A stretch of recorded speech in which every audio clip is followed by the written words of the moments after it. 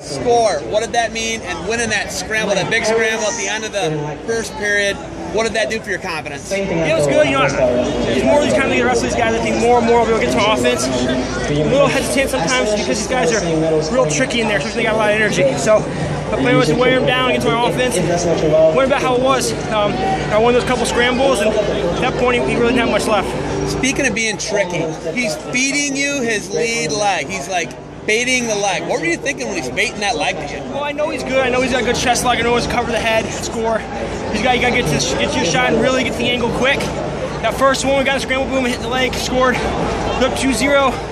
Now I was trying to build my lead a little conservative. A couple of scrambles could have probably been avoided, made it a little easier on myself. But you know, against those guys, doing those big scrambles, there's not much left. And so that's important. Talk about wrestling here in Times Square. I mean, yeah, last year you were in the train station. This time you're in Times Square. No, it's unbelievable. Look at all these people. Look at this scene. I haven't wrestled in the Olympics or the World Championships yet, but this is something that's pretty special. You know, rivals the NCAA Championships. This environment's awesome. Kids get a chance to see phenomenal wrestling. And Mean Streets does a great job putting on good matchups that people want to see and exciting guys in the United States. Being such a marketable guy, you know, I've seen Adidas has picked you up, Flips Wrestling's picked you up, the socks, you got Compound with the socks, all this stuff, and essentially we've never really had endorsements in wrestling. You're kind of changing that. What's that been like? I wouldn't say that I'm doing that. You know, I think it just says a lot about the sport of wrestling right now.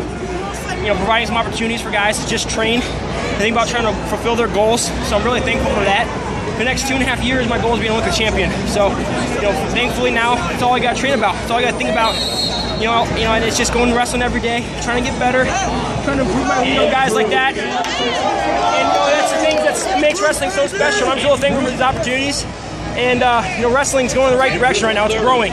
We're doing what we need to do, and that's important. Trials isn't very far off. I mean, what do you do tomorrow, man? What's your schedule look like leading to Madison? This is a good match. You know, it was kind of in training, progressive for the World Team Trials. Great opportunity to wrestle a great guy. You know, now it's the rest of this week. I'm not real sure. I was talking to my coaches, and then we got really probably 1.5 weeks of good training, and then it's time to get ready for the tournament. And then, you know, that's this year. That's what I have my mindset too. That's what the rest of this year is going to, you know, depend on is how that result goes. So that's something I'm definitely looking forward to, and it's something I'm really excited for.